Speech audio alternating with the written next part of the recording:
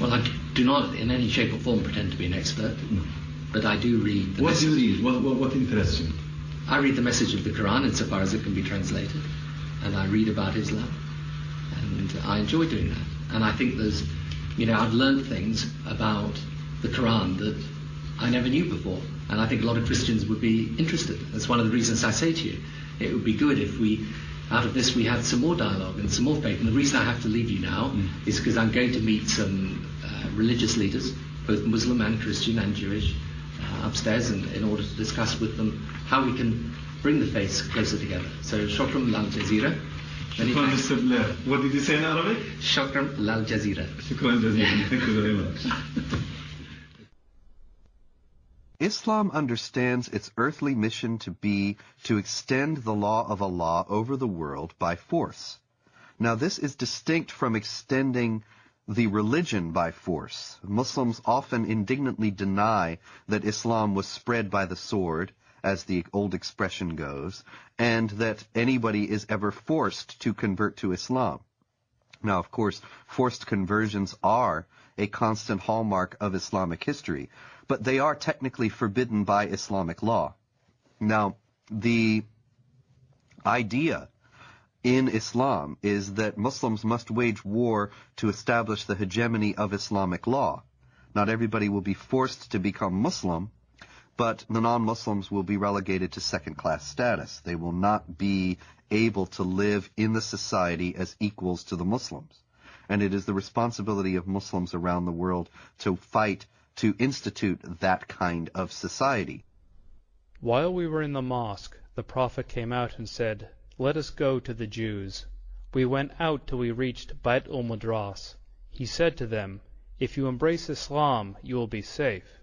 You should know that the earth belongs to Allah and His Apostle, and I want to expel you from this land. So if anyone amongst you owns some property, he is permitted to sell it. Otherwise you should know that the earth belongs to Allah and His Apostle." The Muslims see the extension of jihad as a war liberating the infidels from their infidelity and a privilege for them to enter in the religion of Islam and to abandon their wrong belief. So jihad is seen as a favor which is given to the infidel population in order to change their ways and convert to the true religion, Islam. It is not for a prophet that he should have prisoners of war and free them with ransom, until he had made a great slaughter among his enemies in the land. You desire the good of this world, the money of ransom for freeing the captives, but Allah desires for you the hereafter, and Allah is Almighty, All-Wise. In the Muslim thinking, in the Muslim Sharia, the way the world is depicted is in two houses. It's called Dar al-Islam or Dar al-Harb, the house of Islam or the house of war. So the whole world is under these two houses. If you're not a Muslim, you're under the house of war. Yet in the West, the apologists, Islamic apologists would say, no, that's not accurate. It is the house of peace and the house of Islam. And in fact, that's not accurate. If you look at the hadith and if you look at what comes from the highest jurisprudence in the Middle East, that's what is being taught. يعني أنا لدي طفل من الآن أعده للشهادة إما شهادتي أنا أو هو فأقول له أن الله عز وجل قد جعل هنالك جنة واسعة فيها ما لا عين رأت ولا أذن سمعت ولا خطر على قلب بشر. وهو بيسألني يعني إذا أنا عملت عملية وفجرت نفسي هل إلي يعني ربنا عز وجل بيعطيني اللي بدي إياه، بيعطيني سيارات، بيعطيني بارودة أطخ فيها، بيعطيني ألعاب. قلت له كل ما تطلب. وهل هذا حصل؟ شيء تطلب وهذا فعلا حصل. وهل حصل بينك وبين ابنك يعني؟ هذا فعلا حصل. نعرف الحقيقة لو نمسك الميكروفون مع بعض ودنا نعرف ما هي الإجابة الصحيحة لهذا الطفل عندما يسأل أين أبي أو أين أمي وقد قام كلاهما أو أحدهما في عملية استشهادية. والله الإجابة باختصار، لما استشهد سعيد ما حكينا إن هذا شهيد. نعم. ولا تحسبن الذين قتلوا في سبيل الله أمواتا بل أحياء عند ربهم يرزقون. نعم. وسكتنا الأولاد، ولما أجت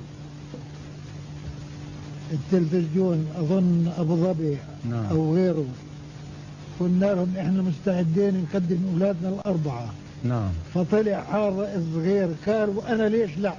وأنا أتمنى أن أكون شهيدا في سبيل الله، وأن أقتل عددا من اليهود والكفار الذين أشركوا بالله ورسوله واتبعوا دينا غير لم يشرعه الله ولم يذكر في القرآن الكريم.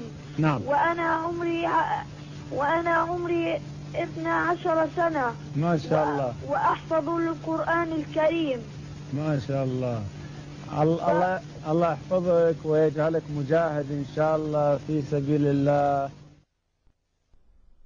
Now, the infidel population are seeing this war as a genocidal war, since as it is described in the Muslim historians of jihad, as well as extremely numerous Christian sources, this war was conducted as in great ferocity. Whole cities were given up to massacres. Entire populations were deported in slavery or massacred. The companion of the Prophet and the second Caliph, Umar, sent the Muslims to the great countries to fight the pagans. When we reached the land of the enemy, the representative of Khosrau, Persia, came out with 40,000 warriors. And an interpreter got up saying, "Let one of you talk to me." Al-Mughira replied, "Our Prophet, the Messenger of our Lord, has ordered us to fight you till you worship Allah alone, or give jizya, tribute. And our Prophet has informed us that our Lord says, 'Whoever amongst us is killed, martyred, shall go to paradise to lead such a luxurious life as he has never seen, and whoever amongst us remains alive shall become your master.'" There have been, in fact, two big waves of jihad. The Arab waves, which started in the 7th century, and in the course of 1 century only, has Islamized a huge territory, mainly Christian territory, from Portugal till Armenia.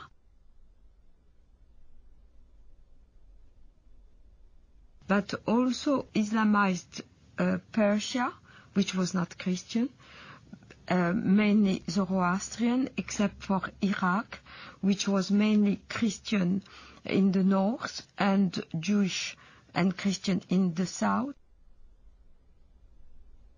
The second wave of Islamization started in the 11th century with the Turkish tribes. So all these regions of Eastern Europe, Greece, Anatolia, which is now Turkey, but was the seat of the Christian Byzantine Empire, and Serbia, Bulgaria, Romania, were integrated into the Dar al-Islam, which is the land of Islam. So all the countries around the Mediterranean, which once have been Christian, became the Islamic Empire. This Turkish wave lasted from the 11th century till the 17th century, where the Turkish army were stopped at the gate of Vienna in